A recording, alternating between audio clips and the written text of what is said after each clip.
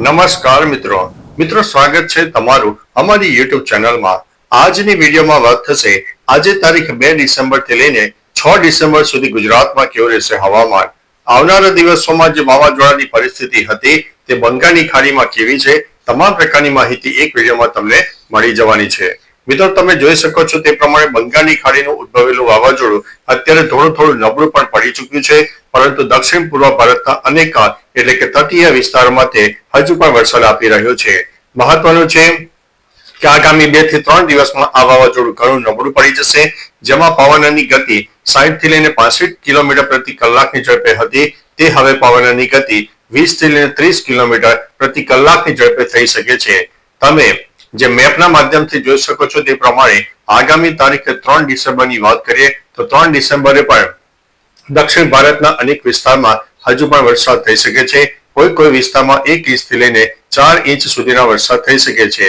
ત્યારબાદ મિત્રો તારીખ 4 ડિસેમ્બરની વાત કરીએ તો 4 ડિસેમ્બરે પણ દક્ષિણ ભારત એક્ટિવ રહેશે, કારણ કે બંગાળની ખાડીનું ઉદ્ભવેલું વાવાઝોડું લાંબા સમયની અસર કરનારું વાવાઝોડું હતું, જેની અસર આપણને 10 દિવસ સુધી આપણે અગાઉ જણાવ્યું તે પ્રમાણે જોવા મળી રહી છે।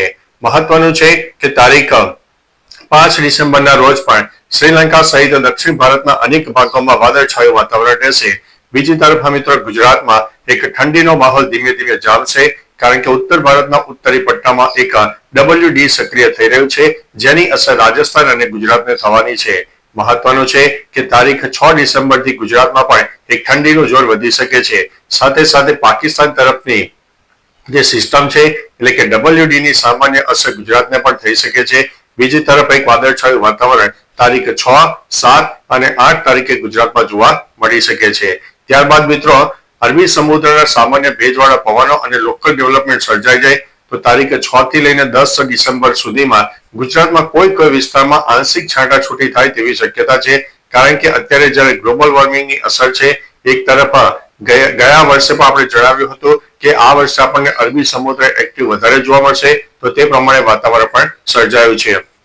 બાકી મિત્રો અત્યારે જે વાવાઝોડું ઉદ્ભવેલું છે તેની અસર આપણને આગામી 10 ડિસેમ્બર સુધી વધતા ઓછા પ્રમાણમાં જોવા મળશે અને દક્ષિણ ભારતમાં હજુ પણ વરસાદની શક્યતા રહેલી છે। બાકી મિત્રો તમારા વિસ્તારમાં ઝાકળ વર્ષા હોય, ધુમ્મસ હોય, ઉપરાંત ગરમીનું પ્રમાણ હોય, ઠંડીનું પ્રમાણ કેવું છે, તમામ પ્રકારની માહિતી આપજો જેથી અન્ય મિત્રો જાણી શકે। તો ચાલો મિત્રો ફરીથી હવામાનની લેટેસ્ટ માહિતી લઈને મળતા રહીશું, ત્યાં સુધી અમને રજા આપશો। નમસ્તે।